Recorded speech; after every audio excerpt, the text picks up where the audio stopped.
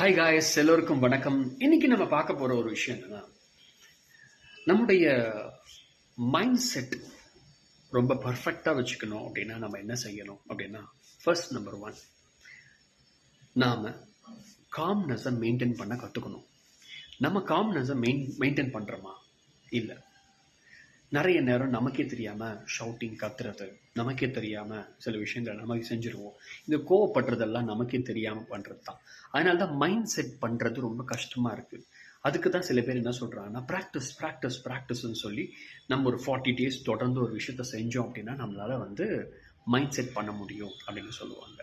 அதுக்கப்புறம் அது பழக்கமாகணும். அதுக்கப்புறம் வழக்கத்தில் வந்தால் தான் அதை நம்ம பண்ண முடியும். நான் உங்களுக்கு மைண்ட் செட் பண்ணுறதை பற்றி சொல்ல போகிறேன். சிம்பிள் மைண்ட் செட் பண்ணணும் ஒன்று தான். ஃபஸ்ட்டு காம்னஸை நம்ம கரெக்டாக வச்சுருக்கணும்.